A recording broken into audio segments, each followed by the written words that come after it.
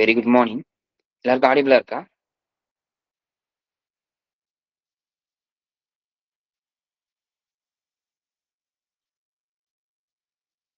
இன்னும் 2 பேருக்கு தான் கேக்குதா? மத்தவங்களுக்குலாம் கேட்கலையா? Yes, audible, sir.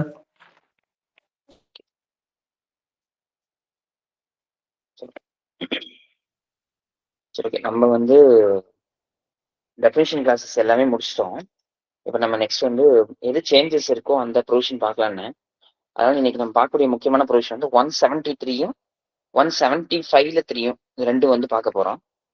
அதுல இது ஏன் பார்க்குறோம் அப்படின்றத நம்ம ஒவ்வொரு ஆக்ட் படிக்கும் போதும் அந்த ஆக்டை வந்து எந்த கண்ணோட்டத்தில் நம்ம படிக்கணும் அப்படின்னா, அந்த ஆக்டோட statement of object and reason சொல்லியிருக்கோம். அதுல ஒவ்வொரு பாயிண்ட் வைஸா போட்டிருப்பாங்க. அதை நம்ம ஒரு டைம் படிச்சிட்டோம் அப்படின்னா அந்த ஒட்டுமொத்த ஆக்டையும் அந்த கண்ணோட்டத்தோட படிச்சோம் அப்படின்னா நமக்கு நல்லாவே அண்டர்ஸ்டாண்ட் பண்ணிக்க முடியும். அந்தபடி பார்த்தோம் அப்படின்னா இந்த பாரதிய நகரிக் சுரக்ஷா சங்கீதா 2023ல ஸ்டேட்மெண்ட் ஆஃப் ஆப்ஜெக்ட்ஸ் அண்ட் ரீசன்ஸ்ல ஃபிஃப்த் பேரால வந்து சொல்றாங்க, என்ன சொல்றாங்க, இதை மட்டும் நல்லா அண்டர்லைன் பண்ணி வச்சுக்கோங்க. In view of about it propose to repeal the code of criminal procedure 1973 and enact a new law. It provides for a use of technology. அப்ப நல்லா பாத்துக்கோங்க, பிஎன்எஸ்எஸ்ல நம்ம எதெல்லாம் கான்செப்ட் பண்ணி படிக்க வேண்டியதா இருக்கு அப்படின்னா, use of technology and forensic science in the investigation of the crime. அப்போ ஃபர்ஸ்ட் வந்து டெக்னாலஜி ஃபாரன்சிக் சயின்ஸை வந்து இன்வெஸ்டிகேஷன் பர்பஸ்க்காக யூஸ் பண்றது ஒரு பாயிண்ட். செகண்ட் பாயிண்ட் வந்து கம்ப்ளைண்ட் இன்ஃபர்மேஷனையும் சர்வீஸ் ஆஃப் சம்மனை எக்ஸெட்ரா இது எல்லாத்தையுமே வந்து என்ன பண்றாங்க அப்படின்னா த்ரூ எலக்ட்ரானிக் கம்யூனிகேஷன் மூலமா ஃபர்னிஷ் பண்றது. நெக்ஸ்ட் வந்து third point time line fix பண்றாங்க. எதுக்கு? இன்வெஸ்டிகேஷனுக்கு, ட்ரையலுக்கு, ஜட்ஜ்மெண்ட்டுக்கு. மூணாவது பாயிண்ட் ஆச்சா. நாலாவது வந்து citizen centric approach have been adopted for supply of. அப்போ சிட்டிசன் வந்து ஈஸியா அப்ரோச் பண்ணக்கூடிய ஒரு இடமா வந்து மாத்துறாங்க. என்னவா அப்படின்னு பாத்தீங்கன்னா, இன்ஃபர்மேஷன் காப்பி வந்து ஃபர்ஸ்ட் எஃப்ஐஆர் காப்பி வந்து விக்டிமுக்கும் இன்ஃபர்மெண்ட்டுக்கும் கொடுக்கறது. யார் இன்ஃபர்மெண்ட் கொடுத்தாங்களோ அவங்களுக்கு மட்டும் கொடுக்கறது, இப்ப விக்டிமுக்கு கொடுக்கணும் கண்டிப்பா அப்படின்றது. அதுக்கப்புறம் அந்த ப்ராசஸ் ஆஃப் இன்வெஸ்டிகேஷன் அந்த விக்டிமுக்கு தெரியணும் அப்படின்றது. ரெண்டாவது 7 வருஷம் அதுக்கு மேல இருக்கக்கூடிய அஃபென்ஸ்ல ஒரு ப்ராசிக்யூஷன்ஸை வந்து வாபஸ் வாங்குறாங்க அப்படின்னா, வித்ரா பண்ணிக்கிறாங்க, ஒரு கேஸ் போட்டதை ப்ராசிக்யூஷன் வித்ரா பண்றாங்க அப்படின்னா கண்டிப்பா விக்டிமுக்கு ஒரு ஆப்பர்ச்சுனிட்டி கொடுத்து பார்க்கணும். நெக்ஸ்ட் பாயிண்ட் வந்து கண்டிப்பா சம்மரி கேசஸ் வந்து நடத்தணும். எதுல அப்படின்னா பெட்டி கேசஸ்லயும் லெஸ் சீரியஸ் அஃபென்ஸ்லயும் வந்து பண்ணணும். தென் எக்ஸாமினேஷன்ஸ் வந்து எலக்ட்ரானிக்லயும் வீடியோ கான்ஃபரன்ஸ்லயும் கொண்டு போகணும் அப்படின்னு சொல்லி இந்த அடிப்படையில தான் பிஎன்எஸ்எஸ் வடிவமைக்கிறாங்க. ஓகேவா? ஃபர்ஸ்ட் பாயிண்ட் என்ன? இன்வெஸ்டிகேஷன்ல டெக்னாலஜியும் ஃபாரன்சிக் சயின்ஸையும் கொண்டு வர்றது. ரெண்டாவது ஃபர்ஸ்ட் இன்ஃபர்மேஷன் ரிப்போர்ட்டு, சம்மனு, இது எல்லாத்தையுமே எலக்ட்ரானிக் மெயில கொண்டு வர்றது. நெக்ஸ்ட் டைம் லைன் ஃபிக்ஸ் பண்றது. எதுக்கு? இன்வெஸ்டிகேஷனுக்கு, ட்ரையலுக்கு, ஜட்ஜ்மெண்ட் கொடுக்கறதுக்கு. அதுக்கப்புறம் சிட்டிசன் சென்ட்ரிக் அப்ரோச்சை வந்து கொண்டு வர்றது. அதுல இன்வெஸ்டிகேஷன் ப்ராசஸ் என்ன, அவங்க கொடுத்த எஃப்ஐஆர் காப்பியை வந்து விக்டிமுக்கும் இன்ஃபர்மெண்ட் கொடுத்தவங்களுக்கும் கொடுக்கறது. 7 years அதுக்கு மேல இருக்கக்கூடிய அஃபென்ஸுக்கான குற்றங்கள்ல வந்து கேஸை வந்து ப்ராசிக்யூஷன் வித்ட்ரா பண்ணும் போது அதுக்கான ஆப்பர்ச்சுனிட்டியை, அதாவது விக்டிமுக்கு கேட்டுதான் பண்ணணும், அவங்களுக்கு ஒரு ஆப்பர்ச்சுனிட்டி கொடுக்கணும். சம்மரி ட்ரையல் வந்து லெஸ் சீரியஸ் அஃபென்ஸ்லயும் பெட்டி கேஸ்லயும் கண்டிப்பா நடத்தணும். அக்யூஸ்ட் வந்து எக்ஸாமினேஷன் பண்றதுல எலக்ட்ரானிக் மீன்ஸ்லயும் வீடியோ கான்ஃபரன்ஸ் மூலமா கொண்டு போகலாம் அப்படின்னு சொல்லி சொல்றாங்க. இதுதான் இந்த அடிப்படையில தான் நம்ம ஒட்டுமொத்த பிஎன்எஸ்ஸே பார்க்க போறோம். ஓகேவா? நோட் பண்ணிட்டீங்களா? நோட் பண்ணா தம்ஸ் அப் போடுங்க.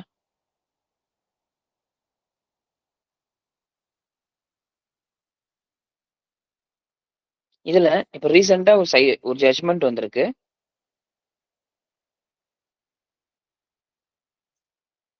நோட் பண்ணிக்கோங்க. இந்த பிஎன்எஸ்எஸ் படி இப்ப நான் சொன்ன என்னென்ன ப்ராசஸ் வந்து நம்ம பார்க்குறோமோ, அது அப்படியே வந்து நம்ம மெட்ராஸ் ஹைகோர்ட்ட டிஸ்கஸ் பண்ணி ஒரு ஜட்ஜ்மெண்ட் வந்து ஜஸ்டிஸ் விக்டோரியா கவரி வந்து ப்ரொனவுன்ஸ் பண்ணியிருக்கிறாங்க. அந்த ஜட்ஜ்மெண்ட் வந்து Pushpavalli alias Pushpam versus state of the superintendent of police and others. Pushpavalli and Pushpavalli alias Pushpam versus the superintendent of police and another 2025 live law Madras page number 489. நீங்க சும்மா இதை பத்தி தெரிஞ்சுக்கோங்க ஜட்ஜ்மெண்ட் பத்தி. இப்ப நான் சொன்ன அந்த பாயிண்ட் அப்படியே வந்து டிஸ்கஸ் பண்ணியிருக்கிறாங்க அதுல.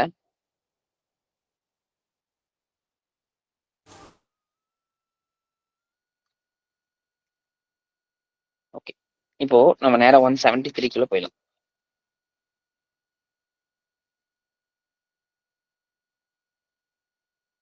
இப்போ இந்த 173ல சொன்ன ஜட்ஜ்மெண்ட் நோட் பண்ணிட்டீங்கல்ல? நெக்ஸ்ட் போலாம்ல?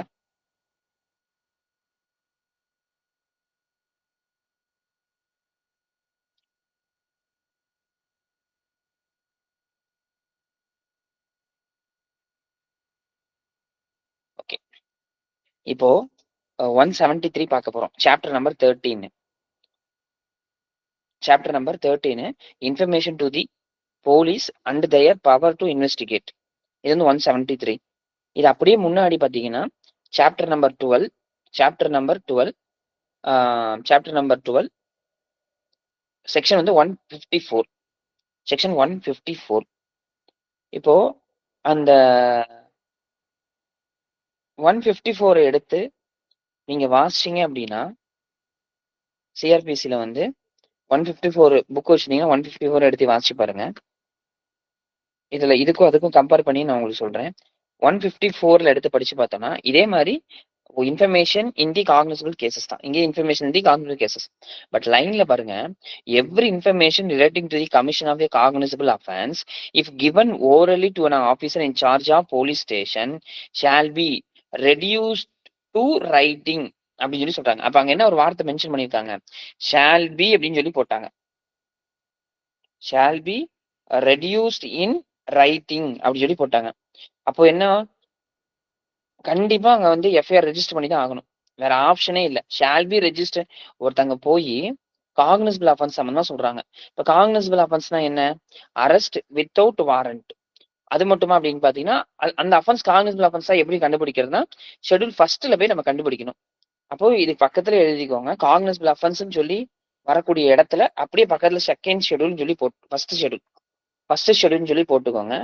அதுக்கப்புறம் என்ன எழுதிக்கிறீங்கன்னா செக்ஷன் 21G செக்ஷன் 21G எழுதிக்கோங்க பக்கத்துல. நெக்ஸ்ட் என்ன போடுறாங்க பாருங்க, யார்கிட்ட போய் அந்த இன்ஃபர்மேஷன் கொடுக்குறாங்க? Officer in charge of police station. அது எங்க வருது? Section 21R. Section 21R. Section 21Rல officer in charge of police station யாரு அப்படின்றத டிஃபைன் பண்றாங்க. ஓகேவா? ஸ்டேட் கவர்மெண்ட் வந்து இவங்க தான் station officer in charge of police station சொல்லி நோட்டிபிகேஷன் கொடுத்துருப்பாங்க. அவங்க அன்னைக்கு வரல அப்படின்னா கான்ஸ்டபிள் ரேங்குக்கு மேல இருக்கக்கூடியவங்க அந்த பதவியை வகிப்பாங்க அப்படின்னு சொல்லி இதுல சொல்லியிருக்காங்க. அப்போ நம்ம நேரா போயிட்டு ஒரு ஸ்டேஷன்ல போயிட்டு ஒரு இன்ஃபர்மேஷன் கொடுக்குறோம்.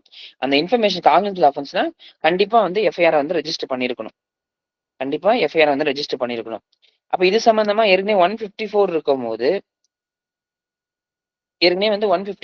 போது இது சம்பந்தமான ஃபேமஸ் ஜட்ஜ்மெண்ட் வந்து லலிதா குமாரி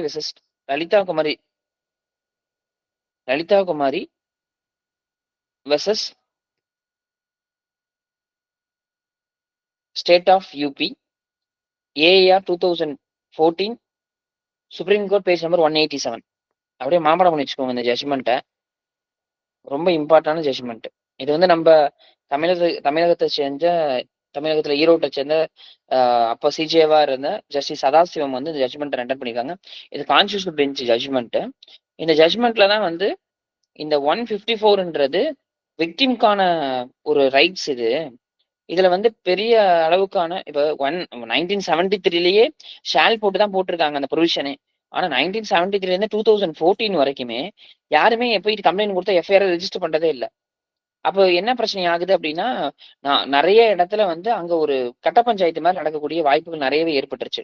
அப்ப யார் வந்து பலம் புரிந்தவங்களோ, அவங்க குடுக்கக்கூடிய கம்ப்ளைண்ட்ல எஃப்ஐஆர் ரெஜிஸ்டர் பண்றதும், சாதாரண மக்கள் போய் குடுக்கக்கூடிய கம்ப்ளைண்ட்ல வந்து எஃப்ஐஆர் வந்து இல்லாம போறதும் நெறைய நடக்குது. இது எல்லாமே நீதிமன்றத்துல போய் முன்னாடி வைக்கிறாங்க.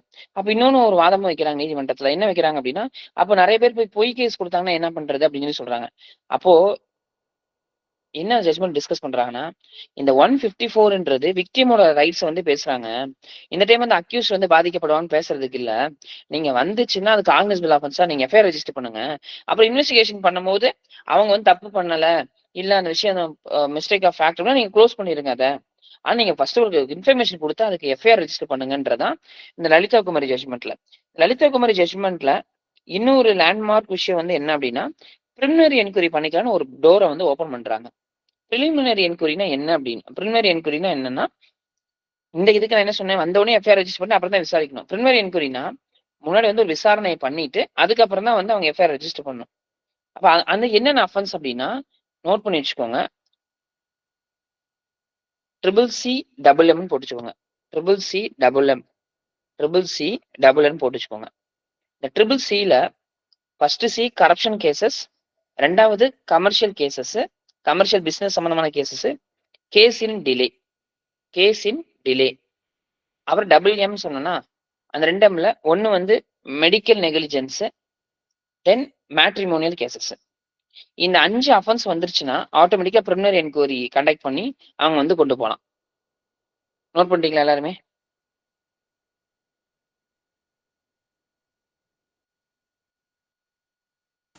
திரும்ப ஒரு முறை சொல்லுங்க சார்.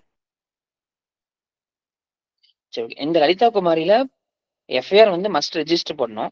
ஆனா நீங்க ஒரு பிரிலிமினரி என்கொயரி பண்ணிக்கலாம் அப்படின்றாங்க. என்னென்ன அஃபென்ஸ்க்கு அப்படின்னா, அது வந்து triple C double M, triple C 3 C 2 M. இந்த 3 சி வந்து ஒன்னு வந்து கரப்ஷன் கேசஸ், 2வது கமர்ஷியல் பிசினஸ் சம்பந்தமான கேசஸ், அதுக்கப்புறம் கேஸ் இன் டிலே. ஒரு அப்நார்மலான டிலே நடக்குதுன்னா அங்க ஒரு பிரிலிமினரி என்கொயரி பண்ணிக்கலாம். அடுத்து டபுள் எம்க்கு வந்து மெடிக்கல் நெக்லிஜென்ஸ், அதுக்கப்புறம் மேட்ரிமோனியல் கேசஸ். இதுக்கு எல்லாமே வந்து அவங்க பிரிலிமினரி என்கொயரி பண்ணிக்கலாம். ஓகேவா? Okay sir, thank you. ஓகே. மத்தவங்க நோட் பண்ணிக்கலாம், ஒரு தம்ஸ் அப் போடுங்க. Next video.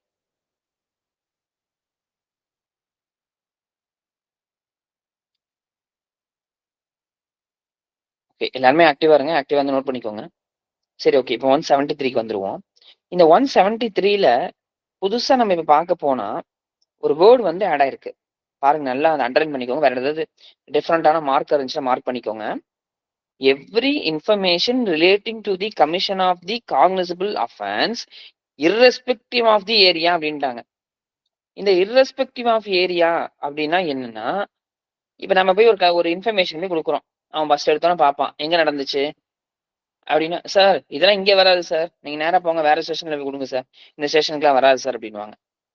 அப்ப ஏன்னா எப்படிதான் அந்த வேலையை தட்டி கழிக்கிறது தான் ஒரு போலீஸ் வந்து பாக்குறாங்க.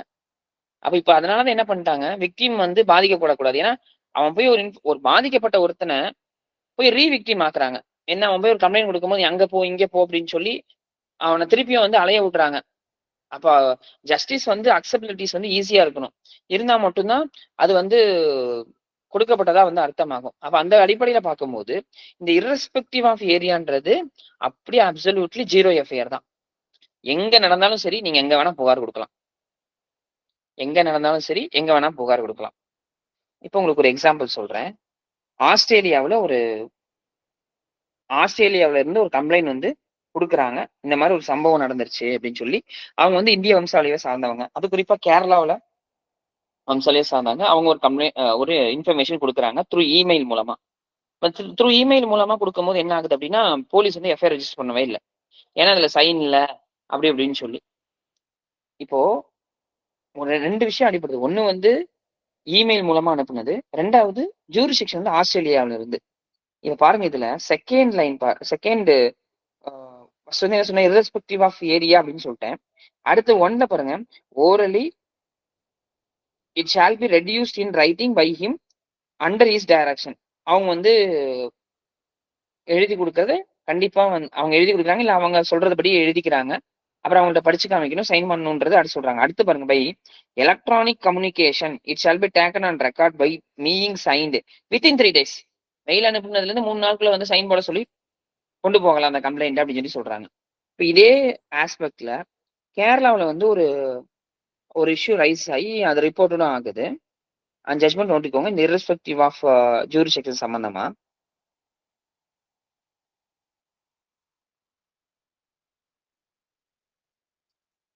X versus state of Kerala. இது ஒரு பொண்ணு கொடுத்தனால அந்த பேரை வந்து இது கொண்டு வரல. X versus state of Kerala and another 2025 live law Kerala page number 373. 2025 live law Kerala page number 373.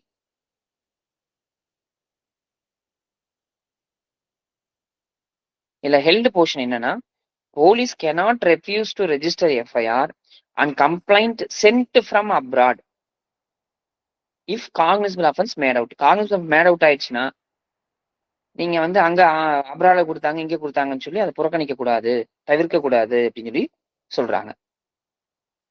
இதை பேஸ் பண்ணி அவங்க எஃப்ஐஆர் ஃப்ரெஷ்ஷா ஒரு கம்ப்ளைண்ட் கொடுத்து அதை பேஸ் பண்ணி எஃப்ஐஆர் ரெஜிஸ்டர் பண்ணுன்னு சொல்லி இந்த கேஸ்ல வந்து உத்தரவிட்டுட்டாங்க. தென் இதே இரஸ்பெக்டிவ் ஆஃப் ஜூரிஸ்டிக்ஷன் சம்பந்தமா டெல்லியிலயும் ஒரு கேஸ் நடக்குது. இது வந்து ஊபியில நடந்த சம்பந்தம், உத்தரப்பிரதேசம் நடந்த சம்பவம். இது எதுக்கு எங்கள்கிட்ட கொடுக்குறீங்க அப்படின்னு சொல்லி ரெஃப்யூஸ் பண்ணதை எதிர்த்து டெல்லி ஹைகோர்ட் போனோம்னா டெல்லி ஹைகோர்ட் கடுமையா அந்த போலீஸை வந்து திட்டி ஒரு ஆர்டர் போட்டிருக்காங்க. இது வந்து Khushi Sharma versus union of India and another.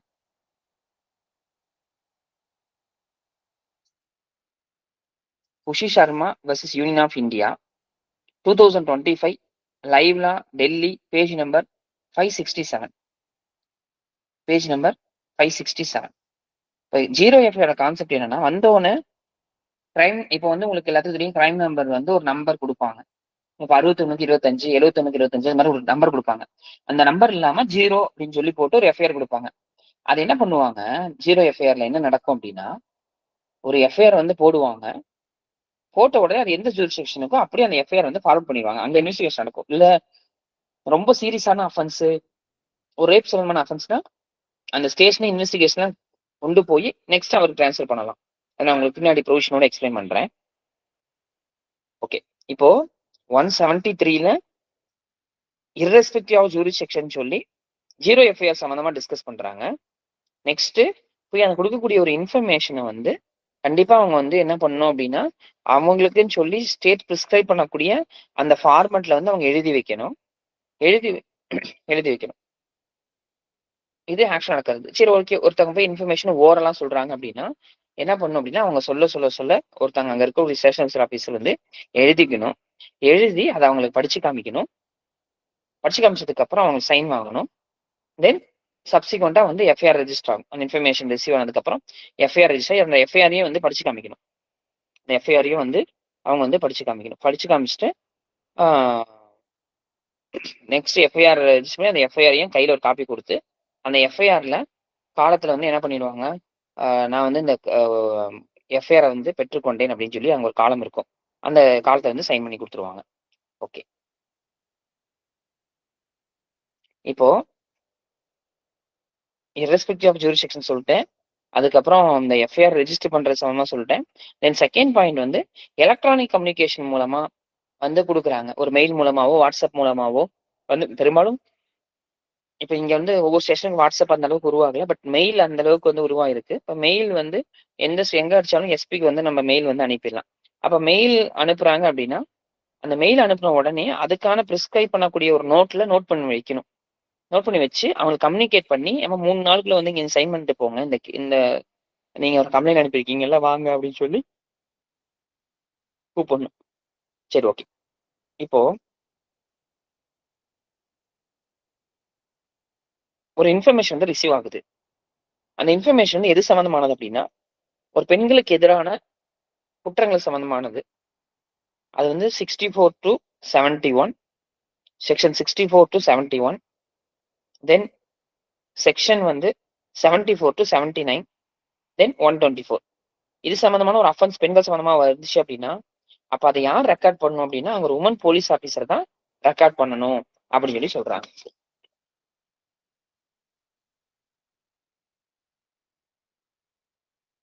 இப்போ அந்த ஒரு ரேப்பு, அவங்களோட மாடஸ்ட் டச் பண்ற மாதிரி, இந்த மாதிரி அந்த பெண்களுக்கு எதிரான அந்த குற்றங்கள் வந்து சம்பந்தமான ஒரு இன்ஃபர்மேஷன் வருது. அதை வந்து உமன் போலீஸ் ஆபீசர் தான் அதை ரெக்கார்ட் பண்ணிக்கணும்னு சொல்லிட்டேன். சரி, ஓகே. இப்போ அந்த வழக்கு சம்பந்தமா இப்போ ஒரு ரேப் நடக்குது. அந்த ரேப்ல வந்து அந்த பொண்ணு வந்து ஒரு ரொம்ப மன ரீதியா வந்து பாதிக்கப்பட்டிருப்பாங்க. இல்ல மென்டலியா வந்து ரொம்ப அஃபெக்ட் ஆயிருப்பாங்க. இல்ல உடல் ரீதியாவும் வந்து பாதிக்கப்பட்டிருப்பாங்க.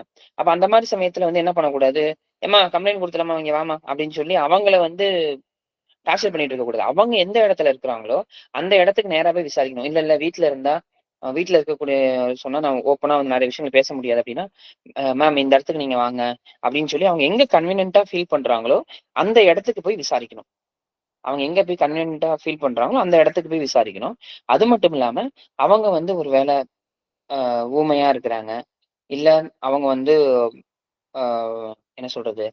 அவங்களுக்கு வந்து ஒரு இன்டர்பிரிட்டர் வந்து வச்சா மட்டும் தான், அத நம்மளால கன்வே பண்ண முடியும் அப்படின்னா, அதுக்கு ஏத்த இன்டர்பிரிட்டர் வந்து ஸ்பெஷல் எஜுகேட்டர் வந்து கேஸ பொறுத்து நம்ம வச்சுக்கணும் அப்படின்னு சொல்லி சொல்றாங்க. இது ப்ரொவைடட் ஃபார் செகண்ட் ப்ரொவைடட். அப்புறம் இவங்க சொல்லக்கூடிய இன்ஃபர்மேஷன் கண்டிப்பா வீடியோகிராஃப் பண்ணணுன்றாங்க. ஷால் பி கண்டிப்பா வீடியோகிராஃப் பண்ணணுன்றாங்க.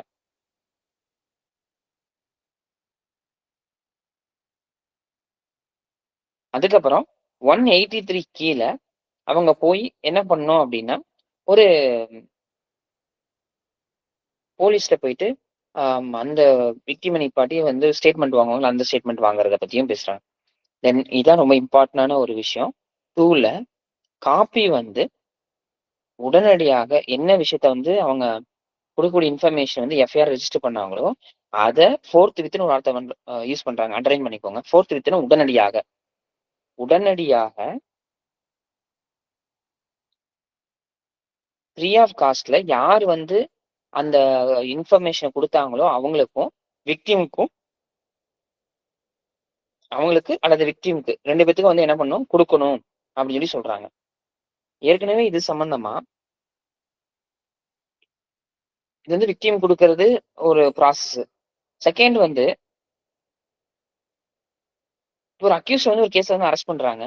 அந்த அக்யூஸ்ட்க்கு அந்த கேஸ் எதுக்காக போட்டிருக்காங்க? என்ன கேஸு? எதுவுமே அந்த அக்யூஸ்ட்க்கு வந்து தெரியாது. அப்ப அந்த மாரி சமயத்துல அந்த அக்யூஸ்ட்க்கு தெரியணும் அப்படின்னா, என்ன பண்ணணும் அப்படின்னா, அவனுக்கு ஒரு காப்பி வந்து குடுக்கணும்.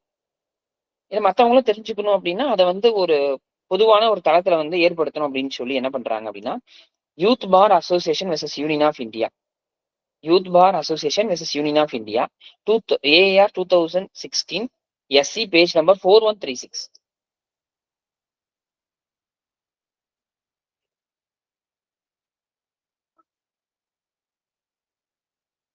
Youth bar association versus union of India. AIR 2016 SC page number 4136.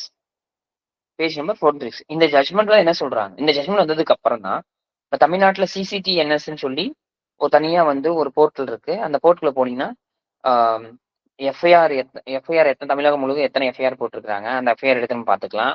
யாரை அரெஸ்ட் பண்ணியிருக்கிறாங்க, அதுக்கப்புறம் டாக்குமெண்ட் மிஸ்ஸிங் சம்பந்தமா கம்ப்ளைண்ட், நீங்க கொடுத்த கம்ப்ளைண்ட் சம்பந்தமான ஸ்டேட்டஸ் என்ன, எஃப்ஐஆரோட ஸ்டேட்டஸ் என்ன, சிஎஸ்ஆரோட ஸ்டேட்டஸ் என்ன, இது எல்லாமே அந்த போர்ட்டல் வந்து பாத்துக்கலாம். இது எப்போ வந்துச்சு அப்படின்னா, இந்த யூத் பார் அசோசியேஷன் கேஸ்க்கு அப்புறம் 2016 தான் வந்துச்சு. இப்போ வரைக்கும் நீங்க பாத்தீங்கன்னா அங்க போனீங்கன்னா எஃப்ஐஆர் வந்து 2016 வரைக்கும் இருக்கக்கூடிய எஃப்ஐஆர் எல்லாமே நீங்க எடுத்துக்கலாம்.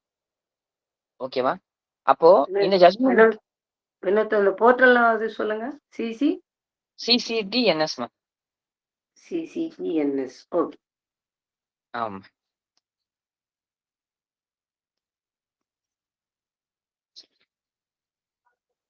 அந்த சிசிடிஎன்எஸ் மீனிங் வந்து crime and criminal tracking network and system. Crime and criminal tracking network and systems, CCTNS. Okay. இப்போ அந்த சிசிடிஎன்எஸ் மார்னிங் சார். சொல்லுங்க மேம். சார் இன்னொரு முறை சொல்லுங்க சார். சிசி அப்படியே அப்ரிவேஷன் சொல்லுங்க sir. CCTNS, crime and criminal tracking network and system. CCTNS.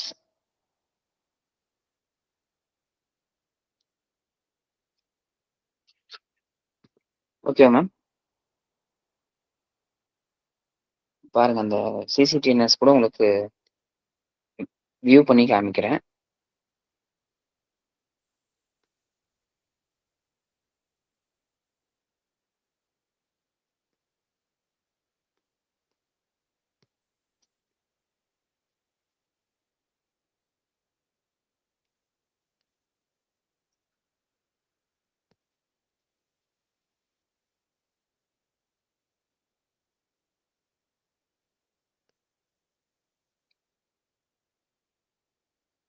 அந்த CCTNSன்றது அஃபிஷியலா அவங்க யூஸ் பண்றது, நம்ம யூஸ் பண்ணி பாக்குறதுன்றது டிஎன் போலீஸ் எல்லாமே அதோட அட்டாச் ஆனது தான். இது வந்து டிஎன் போலீஸ்னு அடிச்சீங்கன்னா உங்களுக்கு அந்த வியூ எஃப்ஐஆர் அடிச்சீங்கன்னா வந்துடும். அந்த வியூ எஃப்ஐஆர்ல இது தனியா ஆப்பும் இருக்கு உங்களுக்கு. இங்க பாருங்க, நான் சொன்ன மாதிரி எத்தனை ஆன்லைன் கம்ப்ளைண்ட் வந்திருக்கு. 1,31,50,657. எஃப்ஐஆர் ரெஜிஸ்டர் ஆயிருக்கிறது எவ்வளவுன்னு பாருங்க. 2,78,92,972. தெரியுது உங்க எல்லாருக்குமே? எஸ் சார், தெரியுது சார். அடுத்து எத்தனை பர்சன்ஸ் அரெஸ்ட் ஆயிருக்காங்க? 11,67,062 பேர் அரெஸ்ட் ஆயிருக்காங்க. எஃப்ஐஆர் ஸ்டேட்டஸ் எத்தனை, ரோடு ஆக்சிடென்ட் டாக்குமெண்ட்ல நீங்க எம்சிபி ஃபைல் பண்றதுக்கு ரோடு ஆக்சிடென்ட் ஆயிடுச்சுன்னா அந்த டாக்குமெண்ட் வந்து எல்லாம் கலெக்ட் பண்ணுவாங்க. அது எல்லாத்தையும் வந்து ஆன்லைன்ல அப்லோட் பண்ணி வச்சிருவாங்க. அப்புறம் டிராஃபிக்ல உங்களுக்கு செல்லான்லாம் ஃபைல் பண்றாங்களா அது அப்படின்னு சொல்லி நீங்க எல்லாமே இதுல வந்து பாத்துக்கலாம். Okay fine. இப்போ இந்த யூத் பார் அசோசியேஷன்ல ஒரு கொஸ்டின்ஸ் வந்து சிஜிஐல கேட்டாங்க ஒரு டைம் கூட. என்ன கேட்டாங்கன்னா, இப்போ வந்து வெதர் கண்டிஷன்ஸ் சில டைம் வந்து நெட்வொர்க் இஷ்யூஸ் இந்த மாதிரிலாம் இருக்க சமயத்துல எத்தனை மணி நேரத்துக்குள்ள அந்த எஃப்ஐஆர் வந்து ஏத்தலாம் அப்படின்னு சொல்லி கேட்டாங்க. இப்போ வந்து 72 மணி நேரத்துக்குள்ள அந்த மொத்தம் வந்து ஒன்ஸ் ஒரு இன்சிடென்ட் நடந்தோம்னா 24 ஹவர்ஸ்க்குள்ள ரெஜிஸ்டர் பண்ணுன்றது இந்த யூத் பார் அசோசியேஷன் கேஸோட கைட்லைனு. பட் சம் சர்க்கம்டன்ஸ்ல 72 மணி நேரத்துக்குள்ள அதை அப்லோட் பண்ணியிருக்கணும். இப்போ எல்லா கேஸுமே அப்லோட் பண்ணணுமா அப்படின்னா கிடையாது. ரொம்ப சென்சிட்டிவான விஷயத்திலையும், தென் பெண்களுக்கு எதிரான விஷயத்திலையும், தென் ஒரு டெரரிஸ்ட் சம்பந்தமான விஷயத்திலையும் வந்து அப்லோட் பண்ண தேவையில்லை. அந்த மாதிரி டைம்ல என்ன ஆகும்னா, நீங்க அந்த எஃப்ஐஆர் சர்ச் பண்ணீங்கன்னா பிளாக்டு பை காம்பிடன்ட் அத்தாரிட்டி அப்படின்னு சொல்லி வரும். அதையும் அந்த ஜட்மெண்ட்ல சொல்றாங்க. அந்த ஜட்மெண்ட் இன்னும் நீங்க நல்லா தீவிரமா படிச்சீங்கன்னா, நீங்க போய் ஒரு போலீஸ் ஸ்டேஷன்ல போய் ஒரு மனு கொடுத்து அந்த எஃப்ஐஆர் ஃப்ரீயா வாங்கிக்கிற அளவுக்கு அந்த ஜட்மெண்ட்ல கைட்லைன்ஸ் கொடுத்துருப்பாங்க. இப்போ அடுத்த ஒரு இம்பார்ட்டன்டான போர்ஷன் 173ல 3. இந்த 173ல 3 நான் முன்னாடி சொன்ன மாதிரி ஒரு பிரிலிமினரி என்கொயரிக்கான ஒரு புதுசா டோரை வந்து ஓபன் பண்றாங்க. அந்த அந்த அது என்ன அஃபென்ஸ் அப்படி பண்ணும் அப்படின்னா, 3 வருஷம் டு 3 வருஷத்துக்கு மேல 7 வருஷத்துக்குள்ள இருக்கக்கூடிய அஃபென்ஸ்க்கு வந்து பிரிலிமினரி என்கொயரி பண்றது சம்பந்தமாக இந்த ப்ரொவிஷன் டிஸ்கஸ் பண்றாங்க. நான் அப்படியே அதை வாசிக்கிறேன் பாருங்க. Without prejudice to the provision contained in the section 175 and receipt of the information relating to the commission of the any cognizable offense which is made punishable for 3 years or more but less than 7 years, 7 வருஷத்துக்குள்ள, the officer in charge of police station may with the prior permission from an officer not below the rank of deputy superintendent of police considering the nature and gravity of the offense. அப்ப என்ன பண்ணும், ஒரு information receive ஆன உடனே அது 3 வருஷத்துக்கு மேல 7 வருஷத்துக்குள்ள இருக்கதான்னு பார்க்கணும். அது காக்னிசிபிள் அஃபென்ஸான்னு பார்த்ததுக்கு அப்புறம் என்ன பண்ணும், டிஎஸ்பிட்ட பர்மிஷன் கேட்கணும். டிஎஸ்பிட்ட பர்மிஷன் கேட்டு ஒரு பிரிலிமினரி என்கொயரி கண்டக்ட் பண்ணும். எதுக்காக? Proceed to conduct the preliminary enquiry to ascertain whether there exists a prima case for proceeding in the matter within period of 14 days. 14 நாளுக்குள்ள முடிச்சாகணும். அப்ப நீ வந்து எனக்கு இது 3 to 7 வருஷம் உங்களுக்கு அஃபென்ஸ், நான் வந்து எத்தனை நாள் வேணா நான் வந்து இன்வெஸ்டிகேஷன் பண்ணுவேனா அப்படின்னு கேட்டா கிடையாது. அப்படிலாம் இல்லை. 14 நாளுக்குள்ள இன்வெஸ்டிகேஷன் பண்ணி ஆமா இதுல ஒரு பிரைமா ஃபேசி கேஸ் இருக்கு, கண்டிப்பா அதை நம்ம கொண்டு போலாம் அப்படின்னு முடிவு எடுத்துடணும். ஓகேவா? இதுதான் வந்து இம்பார்ட்டன்டா வந்திருக்கக்கூடிய ஒரு ப்ரொவிஷன். இதை நியூவா ஆட் பண்ணியிருக்கிறாங்க, முன்னாடி இருக்கக்கூடிய சிஆர்பிஸ்ல கிடையாது. அதனால இந்த 173ல 3 கண்டிப்பா நோட் பண்ணிக்குவோம். கண்டிப்பா இந்த டைம் வந்து ஒரு கேள்வி வந்து வரும் என்னோட கணிப்புல இருந்து. பிரிலிமினரி என்கொயரி நியூவா வந்திருக்கக்கூடிய 173ல பிஎன்எஸ்எஸ் கீழே எந்த அஃபென்ஸ்க்கு வந்து பண்ண முடியும் அப்படின்னு சொல்லி கேக்குறாங்க. இது ஒண்ணு. இல்ல யார்கிட்ட பர்மிஷன் கேட்கணும் அப்படின்னு ஒரு கொஸ்டின் கேட்கறாங்கன்னு வைங்க. அப்படி என்ன எழுதுறீங்க? டிஎஸ்பி பர்மிஷன் கேட்கணும், அஃபென்ஸ் வந்து 3 வருஷத்துக்கு மேல 7 வருஷத்துக்குள்ள நோட் பண்ணிக்கணும். ஓகேவா? இல்ல இந்த கண்டென்ட்டை கொடுத்துட்டு எந்த ப்ரொவிஷன் டிஸ்கஸ் பண்றாங்கன்னு கேட்டா 173ன்னு கரெக்டா எழுதிடணும். சரி, ஓகே. இப்போ நம்ம இன்ஃபர்மேஷன் எல்லாமே கொடுத்துட்டோம். இப்போ நம்ம இன்ஃபர்மேஷனா கொடுத்துட்டோம். அந்த போலீஸ் வந்து எஃப்ஐஆர் ரெஜிஸ்டர் பண்ணவே இல்லை. அப்ப என்ன பண்றது? அப்போ என்ன பண்றதுன்றதான் முன்னாடி வந்து 154ல 3 இருந்துச்சு, இப்போ 173ல 4. 173ல 4 என்ன சொல்றாங்க? அவர் ரெஃப்யூஸ் பண்ணிட்டாரு அப்படின்னா நீங்க கன்சென்ட் சூப்பரண்டா போலீஸ்க்கு வந்து போஸ்ட் அனுப்புங்க, வித் அக்னாலஜ்மெண்ட் கார்டோட போஸ்ட் வந்து அனுப்புங்க. அந்த போஸ்ட்டை வாங்கின அந்த சூப்பரண்டா போலீஸ் வந்து படிச்சு பார்க்கணும். காங்கிரஸ் அஃபென்ஸ் மேண்டேட் ஆச்சு அப்படின்னா உடனே வந்து அந்த கன்சர்ன் போலீஸ் ஸ்டேஷனுக்கு வந்து டைரக்ட் பண்ணி எஃப்ஐஆர் ரெஜிஸ்டர் பண்ண சொல்லணும். இல்ல ரொம்ப இம்பார்ட்டன்டான சீரியஸான அஃபென்ஸ் அப்படின்னா அவரே என்ன பண்ணும் அப்படின்னா இன்னொரு டைரக்ட் பண்ணி எப்பா இந்த கேஸ் நீ எடுத்து விசாரி, அந்த ஸ்டேஷன் போச்சுன்னா இந்த கேஸ் ஒன்றும் இல்லாம ஆயிரும், நீ எடுத்து விசாரி அப்படின்னு சொல்லி ஒருத்தரை டைரக்ட் பண்ணலாம். அந்த டைரக்ட் பண்ணக்கூடிய நபருக்கு என்ன பவர் இருக்குன்னா, ஏற்கனவே ஒரு போலீஸ் ஸ்டேஷனுக்குள்ள போய் கொடுத்து அந்த போலீஸ் ஸ்டேஷன் விசாரிக்கக்கூடிய எந்த அளவுக்கு அந்த பவர் இருக்கோ அப்படியே அந்த பவர் வந்து எஸ்பி வந்து டைரக்ட் பண்ணக்கூடிய பர்சனுக்கு வந்து இருக்கு அப்படின்றதா 173ல 4ல டிஸ்கஸ் பண்றாங்க. இப்ப இந்த 173ல 4ல சொல்லக்கூடிய விஷயம் வந்து புதுசா என்ன ஒரு டோர் ஓப்பன் ஆயிருக்குன்னா, அங்கேயே பாருங்க, அங்க கொடுத்தும் நடவடிக்கை எடுக்கல அப்படின்னா நெக்ஸ்ட் என்ன ஆப்ஷன்றது அங்கேயும் சேர்த்தே கொடுத்துட்டாங்க. என்ன சேர்த்து கொடுக்குறாங்க? In relation to the offense failing with such agreed person may make an application to the magistrate அப்படின்ட்டாங்க. அப்போ அங்கேயும் கொடுத்து அவனும் எஸ்பி நடவடிக்கை எடுக்கலன்னா உடனே நீங்க என்ன பண்ணலாம் அப்படின்னா போய் ஒரு கம்ப்ளைண்ட்டை வந்து மேஜிஸ்ட்ரேட்டை வந்து கொடுக்கலாம், 173ல 4ல கொடுக்கலாம் அப்படின்னு சொல்றாங்க. அப்ப இனிமே நீங்க எஃப்ஐஆர் டைரக்ஷன் போடும் போது 175(3ன்னு சொல்லி 175(3ன்னு போட்டு ரெட் வித் 173ல 4ம் போட்டுக்கலாம். ஓகேவா? இது கிளியரா? இது கிளியர்னா இன்னும் ஒரு விஷயம் நான் ஆட் பண்ணிடுவேன். இன்னும் கௌரி அக்காக்கு மட்டும் தான் புரியுது, மற்றவங்களுக்குலாம் சார் இந்த லாஸ்டா சொன்னீங்களே எஃப்ஐஆர் போடும்போது என்ன சார் சொன்னீங்க செக்ஷனு? 173ல 173ல 4 மேம். 4 தான். ஆமா. இல்ல லாஸ்டா சொன்னீங்களே சார் மேஜிஸ்ட்ரேட் கிட்ட கொடுக்கும் போது பெட்டிஷன்ல போடணும்ன்றீங்களா? ஆமா, அதாவது இப்ப வந்து ஃபர்ஸ்ட் வந்து 173ல போலீசர் in charge of officer in charge of police ஸ்டேஷன்ல கொடுத்துட்டீங்க, நடவடிக்கை எடுக்கல. அடுத்து என்ன பண்றீங்க? எஸ்பிக்கு வந்து அனுப்புறீங்க, நடவடிக்கை எடுக்கல. அடுத்து என்ன பண்ணணும்? மேஜிஸ்ட்ரேட் போய் எஃப்ஐஆர் டைரக்ஷன் வாங்கணும். அப்ப என்ன பண்ணுவோம்? 175(3ல போவோம். இப்போ அந்த 175(3 தான் என்னவாயிருக்கு அப்படின்னா அந்த 175(3 இருக்குது, அது முன்னாடி 156(3), இப்போ 175(3) இருக்கு. இப்போ நம்ம கொஞ்சம் அட்வான்ஸா என்ன பண்ணிட்டாங்க, இது 173(4ல ஆட் பண்ணி விட்டாங்க. என்ன பண்ணிருக்காங்க?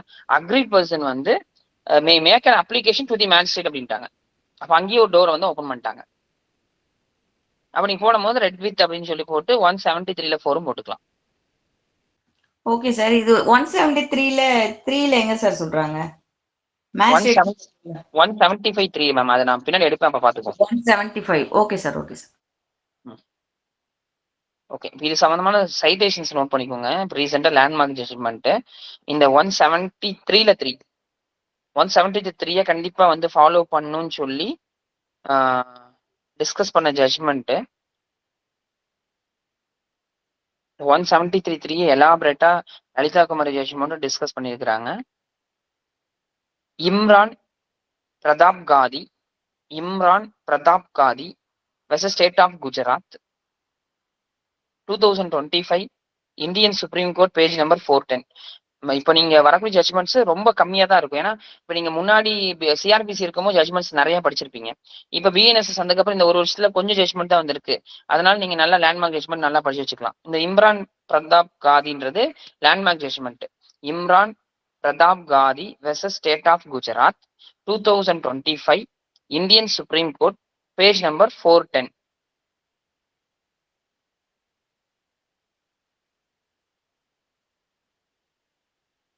நோட் பண்ணிட்டீங்களா எல்லாருமே? Very good. இப்போ இப்ப என்னன்னா, நம்ம தமிழ்நாட்டுல இந்த நியூ கிரிமினல் லா வந்ததுக்கு அப்புறம் தி தமிழ்நாடு கிரிமினல் ப்ரொசீஜர் ரூல்ஸ் 2025ன்னு கொண்டு வராங்க. இந்த பிஎன்எஸ்எஸ் வந்ததுக்கு அப்புறம் தமிழ்நாட்டுல தி தமிழ்நாடு கிரிமினல் ப்ரொசீஜர் ரூல்ஸ் 2025 கொண்டு வராங்க. அது வந்து 19/6/2025 இருந்து நடைமுறைக்கு வந்துருச்சு இந்த ஆக்ட். இந்த பவர் வந்து சாரி இந்த ஆக்ட் வந்து 19/6/2025 நடைமுறைக்கு வந்துருச்சு. 1/7/2024 பிஎன்எஸ்எஸ் வருது. நம்ம தமிழ்நாடு வந்து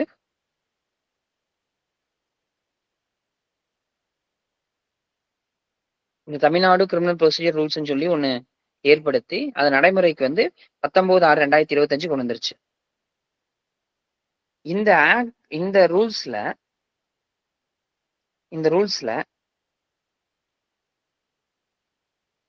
இந்த நான் முன்னாடி சொன்னேன்ல, உங்களுக்கு என்னென்ன சொன்னேன்? ஃபர்ஸ்ட் வந்து இந்த ஃபர்ஸ்ட் இன்ஃபர்மேஷன் ரிப்போர்ட் சம்பந்தமா ரூல் நம்பர் 8 வந்து டிஸ்கஸ் பண்றாங்க.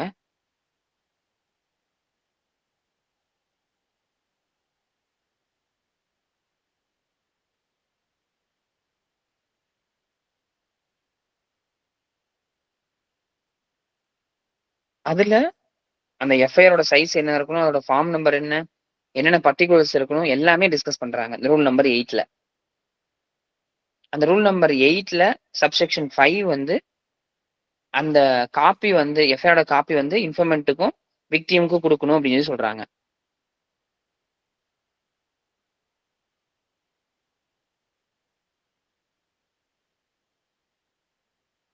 நெக்ஸ்ட் 173ல 173ல 1ல 2 1ல 173 1ல 2 எலக்ட்ரானிக் கம்யூனிகேஷன் பத்தி சொல்றாங்க. அப்ப அந்த எலக்ட்ரானிக் கம்யூனிகேஷன் சம்பந்தமா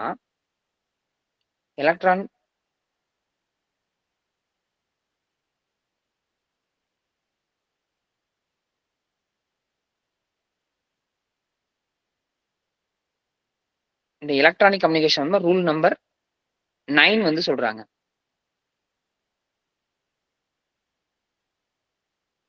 அதுக்குன்னு சொல்லி செப்பரேட்டா ரெஜிஸ்டர் வந்து மெயின்டைன் பண்ணணும்.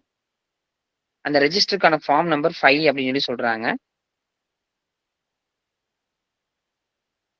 ஒரு இன்ஃபர்மேஷன் ரிசீவ் ஆச்சு அப்படின்னா உடனே வந்து அதாவது அந்த அஃபென்ஸ் கிரேவிட்டியா இருந்துச்சு அப்படின்னா இமீடியட்டான ஆக்ஷன்ஸ் வந்து எடுக்கணும் அப்படின்னு சொல்லி தான் இந்த ஜட்மெண்ட்ன்ற இந்த ரூல் நம்பர் 9ல வந்து டிஸ்கஸ் பண்றாங்க. அதுக்கப்புறம் நான் ஃபர்ஸ்ட் லைன் படிக்கும் போதே படிச்சேன், irrespective ஆஃப் தி ஏரியான்னு ஒரு லைன் படிச்சேன். அது அப்பயே சொல்லும் போது சொன்னேன் ஜீரோ எஃப்ஐஆர்னு. இந்த ஜீரோ எஃப்ஐஆர் சம்பந்தமா இந்த ரூல்ஸ்ல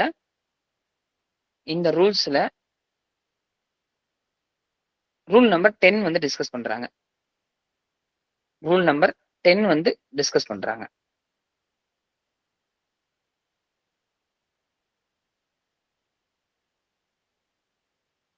இதுல என்ன சொல்றாங்க, இந்த ரூல் நம்பர் 10ல இந்த இன்ஃபர்மேஷன் ரிசீவ் ஆன உடனேயே அவங்க என்ன பண்ணணும் அப்படின்னா 24 ஹவர்ஸ்க்குள்ள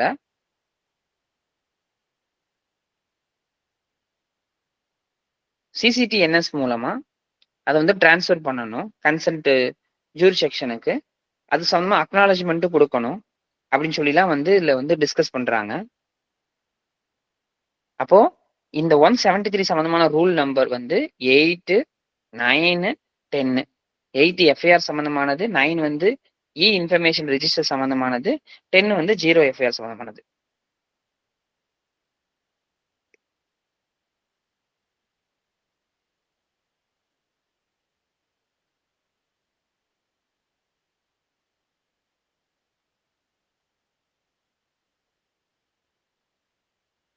ஓகே ஓகே, நோட் பண்ணிட்டீங்களா?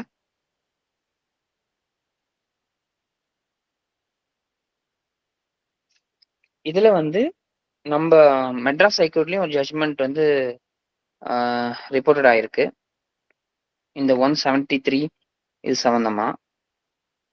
அதை நோட் பண்ணிக்கோங்க.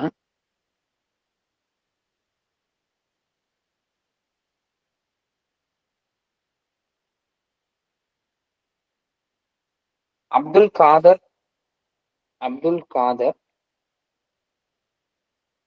and another versus Commissioner of Police and another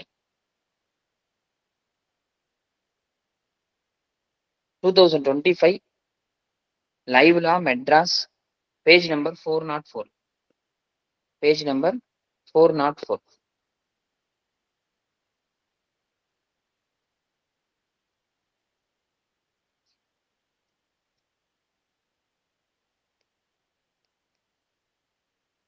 இதை வந்து காக்னிசபிள் ஆஃபென்ஸ் மேட் அவுட் ஆச்சுன்னா மட்டும்தான் நீங்க அவங்களுக்கான அப்பியரன்ஸ் வந்து கம்பல் பண்ண முடியும்.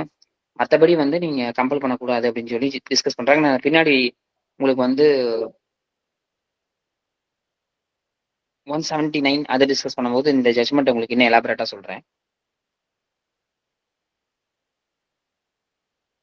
சரி, ஓகே.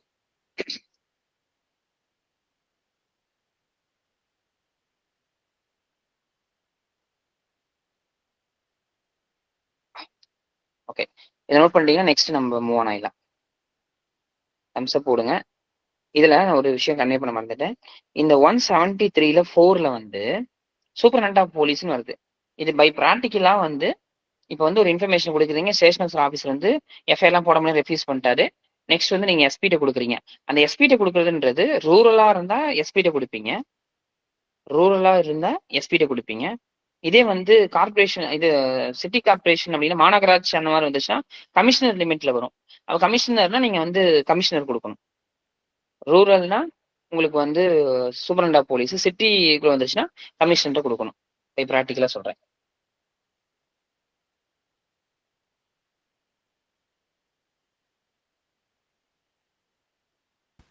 அப்ப கமிஷனரும் எஸ்பியும் ஒரே கேடர் தானா சார் அவங்க போலீஸ் டிபார்ட்மெண்ட்ல? ஆமா, ரூரலை பொறுத்த வரைக்கும் அவர் ஹெட் மேம், சிட்டியை பொறுத்த வரைக்கும் commissioner head ma'am. Okay okay ma'am. Okay sir. Okay, fine. Sir ஒரே டவுட் சார். சொல்லுங்க மேம்.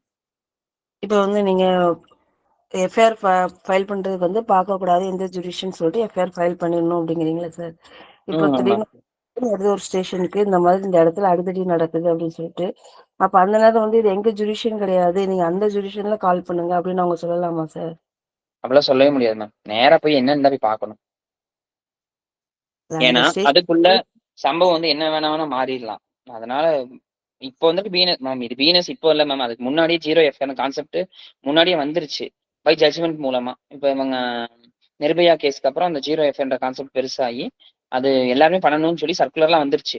ஆனா இவங்க என்ன பண்றாங்க அப்படின்னா எதுவுமே பண்ணல. அப்போ நீங்க சொன்னோன்னே ஞாபகம் வருது.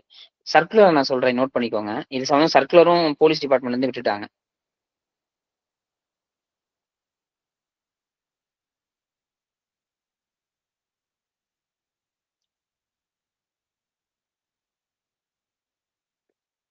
இந்த பிரிமினரி என்கொயரி பண்றது சம்பந்தமான சர்க்குலரு, அந்த சர்க்குலர் நம்பர் வந்து சி நம்பர் 1810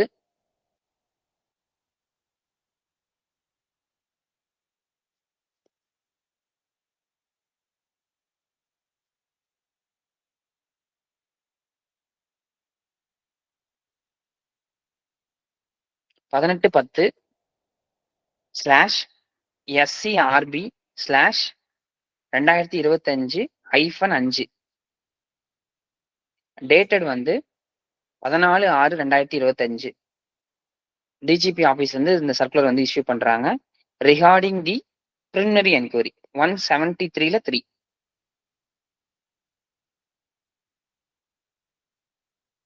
சார் இன்னொரு டைம் சொல்லுங்க அந்த நம்பர் மட்டும். C number C.NO 1810/SCRB/2025-5. Thank you sir. Okay, சரி. அப்போ இந்த சர்க்குலர்ல வந்து எப்படி வந்து பிரிலிமினரி என்கொயரி பண்ணணும் அப்படின்னு சொல்றாங்க. அதுல முதன்மையா அவங்க சொல்லக்கூடிய 2 விஷயம் தான். ஒண்ணு 3 to 7 வருஷம் இருந்துச்சு அப்படின்னா பிரிலிமினரி என்கொயரி பண்ணணும். அடுத்து இது இல்ல இது வந்து 1. 2வது பிரைமா கேசிய வந்து வெரிஃபிகேஷன் பண்றதுக்காக அப்படி 2 பாயிண்ட் வந்து கிரியேட் பண்றாங்க. சரி, அப்ப என்ன சர்க்கம்ஸ்டன்ஸ்ல கண்டிப்பா எஃப்ஐஆர் ஷுட் பி ரெஜிஸ்டர்ட் அப்படின்னே கொடுக்குறாங்க. எதுல அப்படின்னா 7 வருஷம் அதுக்கு மேல இருக்கக்கூடிய அஃபென்ஸுக்கு கண்டிப்பா எஃப்ஐஆர் ரெஜிஸ்டர் பண்ணணும். அடுத்து நான் முன்னாடி சொன்ன மாதிரி அந்த உமன்ஸ் ரிலேட்டடான அஃபென்ஸ் 64 to 71, 74 to 79, 124, தென் 143, 144 அந்த அஃபென்சஸ் கீழே இருக்கிறது. அடுத்து போக்சோ ஆக்ட் கீழே வந்துச்சுனாவே எஃப்ஐஆர் ரெஜிஸ்டர் பண்ணணும். தென் அஃபென்சஸ் வந்து எஸ்சி எஸ்டி கேஸ்ல உங்களுக்கு எஸ்சி எஸ்டி கேஸ்ல எஃப்ஐஆரை வந்து ரெஜிஸ்டர் பண்ணலைன்னா 6 மாசம் தண்டனை அவங்களுக்கு ஒன்ஸ் இன்ஃபர்மேஷன் ரிசீவ் பண்ணிட்டா. இப்போ இந்த சர்க்குலர்ல கண்டிப்பா நீங்க வந்து எஃப்ஐஆர் ரெஜிஸ்டர் பண்ணுட்டாங்க.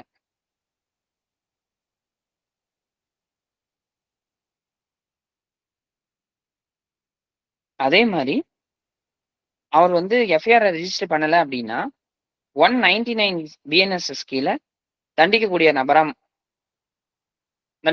அப்படின்னு சொல்லி சொல்றாங்க. அதே மாதிரி எஸ்சிஎஸ்டி ஆக்ட்ல 18A வந்து உங்களுக்கு பிரிலிமினரி என்கொயரி பண்ணக்கூடாது.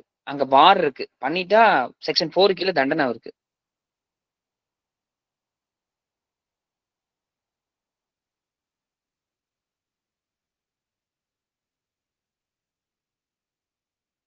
இதுல ஒன்ஸ் கோர்ட் வந்து இப்ப நான் பின்னாடி சொல்ல போறேன் உங்கள்ட்ட 175(3) அந்த 175(3)ல ஒரு உத்தரவு போட்டுட்டாங்கன்னா, ஏன்னா அவங்க உத்தரவு போறதே ஹைகோர்ட்லயும் சரி நம்ம ஜூரிஸ்டிக்ஷன் கோர்ட்லயும் ஜூரிஸ்டிக்ஷன் கோர்ட்ல போய் ஒரு எஃப்ஐஆர் ஆக்ஷன் வாங்குவோம். அடுத்து அவங்களும் ரெஃப்யூஸ் பண்ணிட்டாங்கன்னா அதை எதிர்த்து நம்ம ஹைகோர்ட் போகணும்னு வச்சுக்கோங்க. ஹைகோர்ட் உத்தரவு போட்டாங்கன்னா அதுக்கப்புறம் இப்ப வாப்பா என்னப்பா நடந்துச்சுன்னு சொல்லி திருப்பி தான் அங்க விசாரணை நடத்திட்டு கூடாது. எஃப்ஐஆர் ரெஜிஸ்டர் பண்ணிடணும். அதான் சர்க்குலர்லயுமே பாயிண்ட் அவுட் பண்ணி சொல்றாங்க.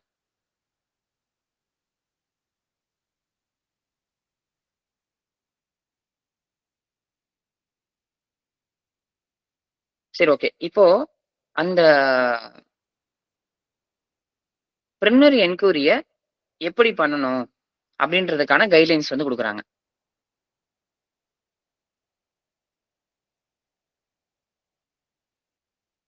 அப்போ என்ன பண்ணணும், ஃபர்ஸ்ட் இன்ஃபர்மேஷன் கொடுத்த உடனேயே அது ஜிடில என்ட்ரி பண்ணிடணும். பொது நாட்குறிப்புல ஜெனரல் டைரியில நோட் பண்ணிடணும். அதுக்கப்புறம் அதோட நேச்சுரல் அண்ட் கிரேவிட்டியை பொறுத்து இது பிரிலிமினரி ரொம்ப நெசசரி தான் அப்படின்றத அவங்க முடிவுக்கு வரணும்.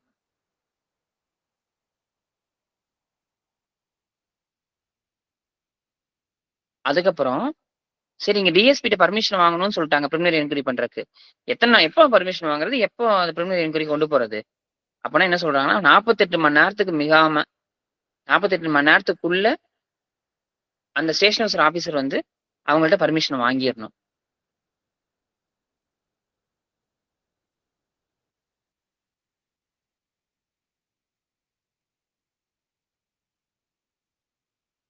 இப்போ அதுக்குன்னு சொல்லி ஒரு தனி போஸ்டிங்கை கிரியேட் பண்றாங்க. அவங்க பேர் வந்து சப் டிவிஷனல் போலீஸ் ஆபீசர், எஸ்டிபிஓ. அவர் வந்து என்ன பண்ணணும் அப்படின்னா, ஒண்ணு பர்மிஷன் கொடுக்கணும், அப்படி இல்லைன்னா டினே பண்ணணும். பர்மிஷன் கொடுத்தா ஏன் பர்மிஷன் கொடுக்குறேன்னு எழுதணும், டினேனா ஏன் டினேன்னு எழுதணும். அப்புறம் இதை உடனடியா யார் அந்த பர்மிஷன் கேட்டாங்களோ அவங்கள்ட்ட கம்யூனிகேட் பண்ணணும். ஒண்ணு கிராண்ட் பண்ணலன்னு சொல்லணும், இல்ல கிராண்ட் பண்ணன்னு சொல்லணும்.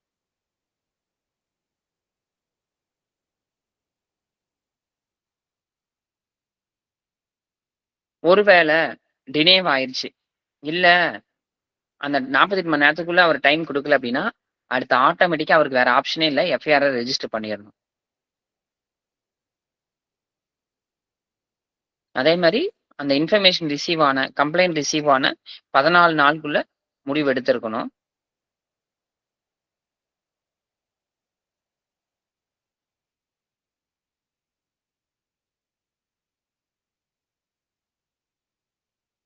அப்போ இதை யாரு பண்ணும் பிரிலிமினரி என்கொயரி அப்படின்னா எஸ்ஹெச்ஓ ஸ்டேஷன் ஆபீசர் வந்து பண்ணலாம்.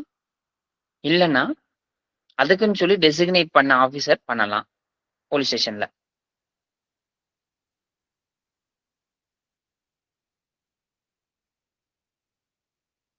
அப்ப அந்த மாதிரி ப்ரிலிமினரி என்கொயரியில் என்னெல்லாம் பண்ணலாம் அப்படின்னா, டாக்குமெண்ட்டை கேட்டு டாக்குமெண்ட்டை வெரிஃபை பண்ணலாம்.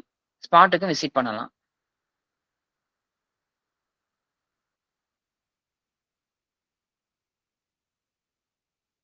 அப்ப இதுக்குன்னு சொல்லி ஒரு ஃபைல் பண்ணி, இந்த என்கொயரியில என்னென்னலாம் பண்றாங்களோ, அத ஒரு ஃபைலா மேக் பண்ணி வச்சுக்கணும்னு சொல்லி சொல்றாங்க.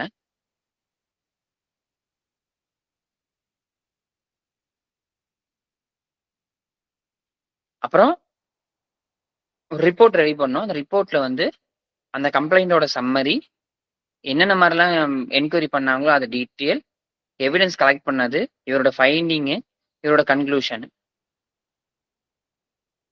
இத என்ன பண்ணணும் அப்படின்னா, எஸ்ஹெச்ஓட்ட குடுக்கணும். அவங்க வந்து டிஎஸ்பிட்ட குடுக்கணும்.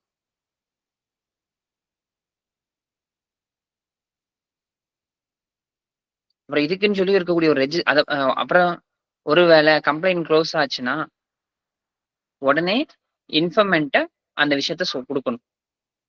இந்த விஷயத்த.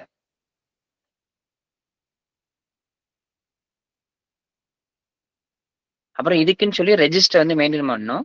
அந்த ரெஜிஸ்டர நான் முன்னாடி சொன்ன எஸ்டிபிஓ சப் டிவிஷன் போலீஸ் ஆஃபீசர் வந்து வீக்லி வந்து அத வந்து என்ன பண்ணணும் அப்படின்னா, ரிவ்யூ பண்ணணும்.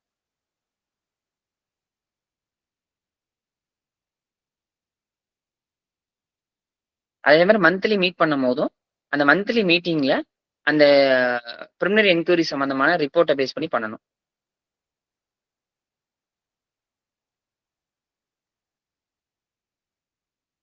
இதான் அந்த பிரிலிமினரி என்குயரி சம்பந்தமான குடுத்த வழிகாட்டுதல். இத நோட் பண்ணிட்டீங்கன்னா ஒரு தம்ஸ் அப் போடுங்க. நெக்ஸ்ட் நம்ம போயிடலாம்.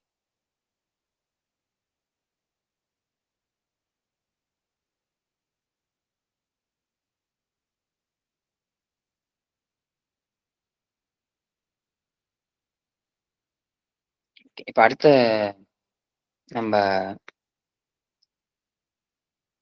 சர்க்குலர் பார்த்துருவோம். அடுத்த சர்க்குலர் வந்து 0 எஃப்ஐஆர் சம்பந்தமான சர்க்குலர்.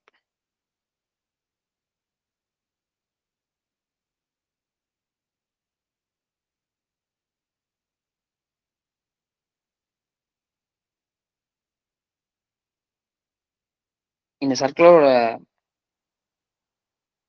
நம்பரும் அதே நம்பர் தான். கடைசியில -3 5ன்னு சொன்னேன்னா முன்னாடி, இதுல வந்து -3 சி நம்பர் 1810/SCRB/2025 இதுவும் 14/6/2025 தான் குடுத்திருக்காங்க.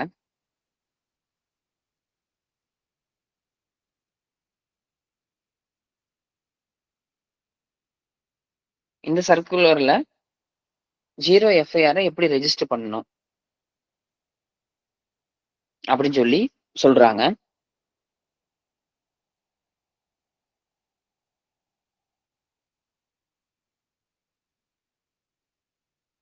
அப்போ அந்த எஸ்ஹெச்ஓ அல்லது officer in charge of police station என்ன பண்ணணும்? அந்த இன்ஃபர்மேஷன் வந்த உடனேயே ஜூரிஸ்டிக்ஷன்லாம் பார்க்காம கேஸ வந்து ரெஜிஸ்டர் பண்ணிக்கணும். ஷால் ரெஜிஸ்டர்ன்றாங்க. கண்டிப்பா ரெஜிஸ்டர் பண்ணிரணும் அப்படின்றாங்க. அதுக்கப்புறம் நான் முன்னாடி சொன்ன மாரி அதுக்கான கிரைம் நம்பர் வந்து XYZ அப்படின்னு சொல்லி குடுத்துக்கலாம்.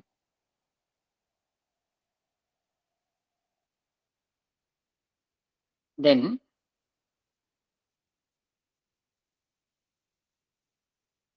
இந்த இர்ரெஸ்பெக்டிவ் ஆஃப் ஜூரிஸ்டிக்ஷன் கீழ குடுத்த அந்த கம்ப்ளைண்ட்ட ரிசீவ் பண்ணி எஃப்ஐஆர் போட்ட உடனேயே அந்த கம்ப்ளைண்ட் காப்பி வந்து விக்டிம்க்கோ இல்ல இன்ஃபர்மென்ட்டுக்கோ ஃப்ரீ ஆஃப் காஸ்ட்ல குடுக்கணும்.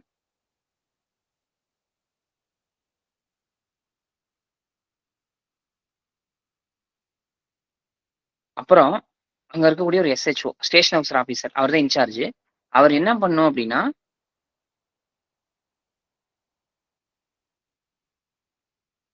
அவரோட சுப்பீரியர் ஆஃபீசருக்கு எப்பயும் என்ன பண்ணுவாருன்னா டிஎஸ்ஆரா அனுப்புவாரு. டிஎஸ்ஆர்ன்னு சொல்லுவாங்க. Daily situation report. அந்த ரிப்போர்ட் ஓட இதை அனுப்பிச்சு விடணும்ன்றாங்க.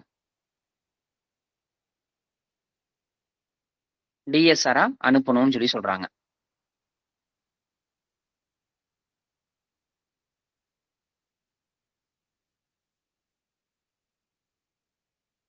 அதுக்கப்புறம் யார் வந்து இந்த எஃப்ஐஆர் ரெஜிஸ்டர் பண்ணுவாங்களோ அவங்க 24 ஹவர்ஸ்க்குள்ள அதை வந்து அந்த இன்டிமேஷன் கொடுக்கணும். யார்கிட்ட? ரூரலா இருந்தா எஸ்பிடியும், சிட்டியா இருந்தா கமிஷனர்ட்டையும் கொடுக்கணும். எது மூலம் அப்படின்னா சிசிடிஎன்எஸ் மூலமா.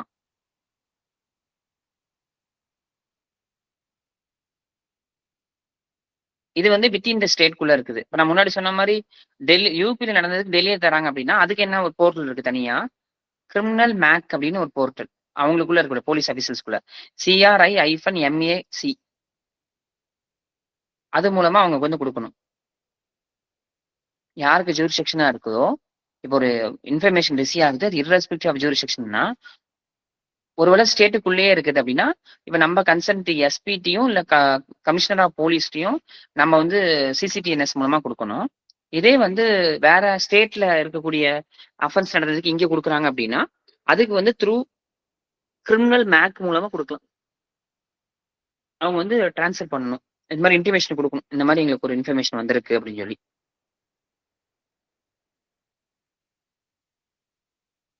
ஒன்ஸ் டிரான்ஸ்ஃபர் பண்ணாங்க அப்படின்னா அதை வந்து இந்த எஃப்ஐஆரோட இண்டெக்ஸை க்ளோஸ் பண்ணிடணும்.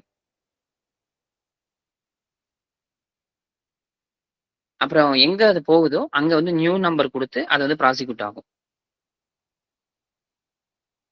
அப்ப இதுக்கு வந்து இன்வெஸ்டிகேஷன் பண்ணலாமா அப்படின்னா பண்ணக்கூடாது அப்படின்றாங்க. 0 எஃப்ஐஆர் கீழே வரது இவன் இன்வெஸ்டிகேஷன் பண்ணக்கூடாது அப்படின்றாங்க. அப்ப பண்ணக்கூடாது. ஆனா அதுக்கு சில எக்ஸெப்ஷன் இருக்கு, ப்ரொவைடர் கிளாஸ் இருக்குன்னு வச்சுக்கோங்களேன். என்ன ப்ரொவைடர் கிளாஸ்னா, இப்போ ரேப் விக்டிமா வருது, அது ஜூரிசெக்ஷன் இர்ரெஸ்பெக்டிவா இருக்கு அப்படின்னா அந்த டைம்ல இது வந்து வேற ஒரு இடம், நீங்க எஃப்ஐஆர் ரெஜிஸ்டர் பண்ணிட்டு நாங்க மாத்தி விட்டுருவோம், நீங்க அங்க போங்க அப்படின்னு சொல்லாம, எக்ஸப்ஷனல் சர்க்கம்டன்ஸ்ல விக்டிமுக்கு வந்து இமிடியேட்டா மெடிக்கல் ட்ரீட்மெண்ட் தேவைப்படுது, இல்லை எக்ஸாமினேஷன் பண்ணணும் அப்படின்னா அவங்களை வந்து நியரஸ்ட் ஹாஸ்பிட்டலுக்கு வந்து அந்த officer in charge of police station வந்து அவங்கள வந்து அமுச்சு வைக்கணும். அமுச்சு வச்சு அது சம்மந்தமான டீட்டெயில்ஸ் வந்து கேரி பண்ணி வைக்கணும்.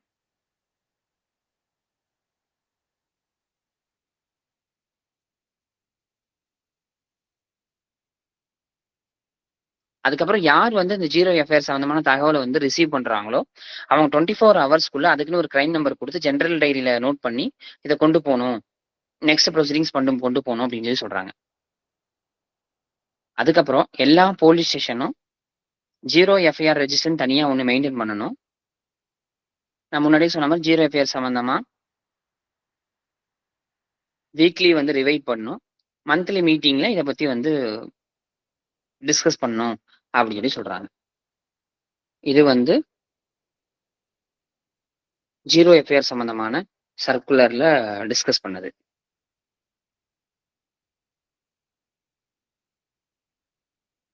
நோட் பண்ணிட்டீங்களா?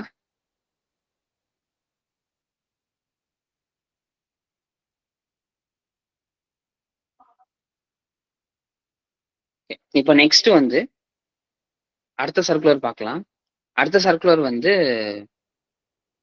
இந்த இன்ஃபர்மேஷன் சம்பந்தமானது. இதுக்கும் அதே நம்பர், கடைசியில் -6 சி நம்பர் 1810/SCRB/2025-6. இது 14/6/2025 தான் அந்த சர்க்குலரு.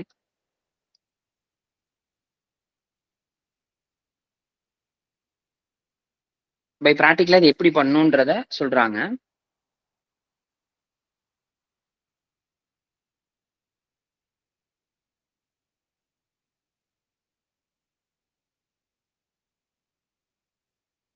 இப்போ அதை எப்படி அனுப்பணும் அப்படின்னா,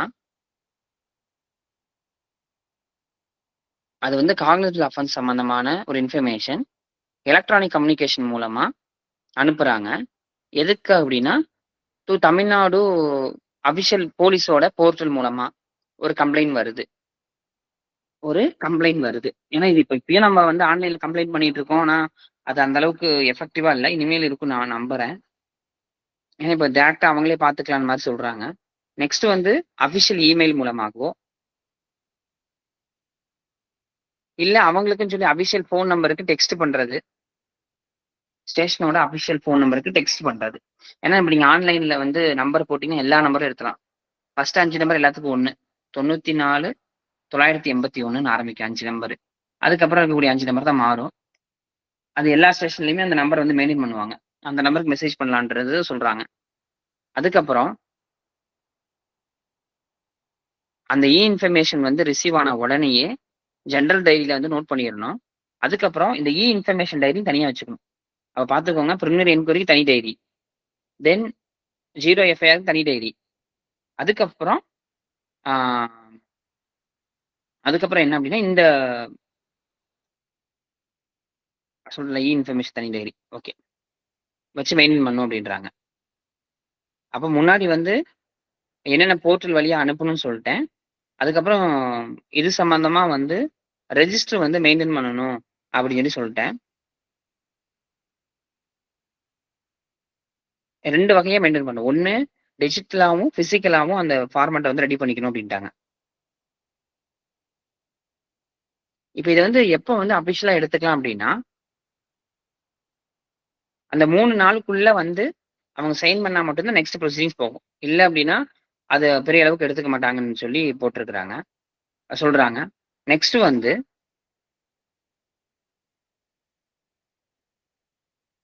அந்த கம்ப்ளைண்ட்டை வந்து ரெஜிஸ்டர் பண்ணும்போது அவங்களோட இமெயில் ஐடி, அதாவது இந்த போலீஸ் ஒவ்வொரு போலீஸ் ஸ்டேஷனும் என்ன பண்ணும் அப்படின்னா, அந்த போலீஸ் ஸ்டேஷனோட ஃபோன் நம்பரு, இமெயில் ஐடி, இந்த விஷயத்தை எல்லாத்தையுமே வந்து வெளிப்படுத்தணும் அப்படின்னு சொல்லி சொல்றாங்க. ஒருவேளை அந்த இன்ஃபர்மேஷன் வந்து முன்னாடி வந்து நான் சொன்னேன்ல 64 to 71 அந்த மாதிரி பெண்கள் சம்பந்தமான அஃபென்ஸ் வந்துச்சு அப்படின்னா, அந்த உமன் ஆஃபீஸர் தான் ரெக்கார்ட் பண்ணணும், நோட் பண்ணிக்கணும். அதுக்கப்புறம் அந்த உமன் ஆஃபீஸர் தான் காண்டாக்ட் பண்ணி நேரா அவங்களுக்கான தகுந்த இடத்துக்கு நேரா போய் அந்த விசாரணை பண்றது இது எல்லாமே மேற்கொள்ளணும் அப்படின்னு சொல்லி சொல்றாங்க. ஓகே, இப்போ இந்த மாதிரி டைரக்ஷன் வந்து எல்லா அபிஷியல்ஸ்க்கு எல்லாருமே கொடுத்துட்டாங்க. இப்போ இதை பேஸ் பண்ணி தான் தமிழ்நாடு முழுக்க வந்து என்ன பண்றாங்க அப்படின்னா விசாரணை எல்லாமே போயிட்டு இருக்குது.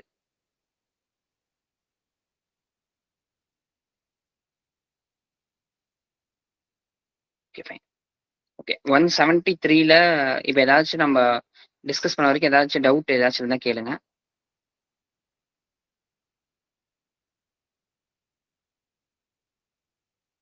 ஓகே, எல்லாரும் கிளியர்னா ஒரு தம்ஸ் அப் போடுங்க. சார் இது சம்மந்தமாக எனக்கு ஒரு டீட்டெயில் மட்டும் ஒன்று கேட்குறேன்.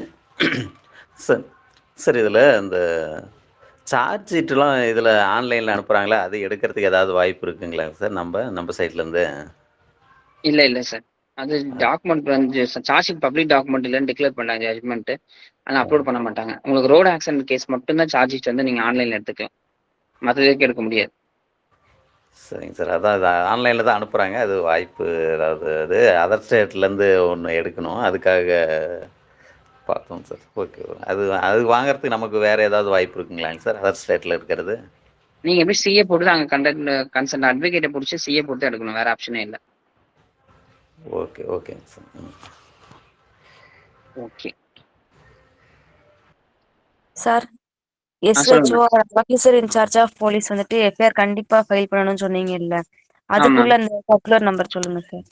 லாஸ்ட்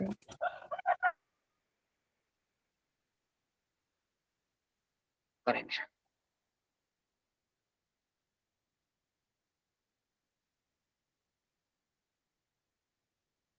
நான் உங்களுக்கு 3 சொன்னேன். ஒன்று பிரிமினரி என்கொயரி 0 எஃப்ஐஆர், ரெண்டாவது சார் பிரிமினரி என்கொயரி தானே, அதில் தான் சொன்னேன். ஒரு நிமிஷம். அதோட நம்பரா ma'am? Yes sir, last number அந்த 2025க்கு அடுத்து ஐன்னு சொல்லி ஒரு நம்பர் சொன்னீங்க. ஐஃபன் வந்து 5, ஐஃபன் வந்து 5. Okay sir, thank you sir. Okay, ஒரே நிமிஷம் அப்படியே எல்லாருமே இருங்க, ஒரே நிமிஷம்.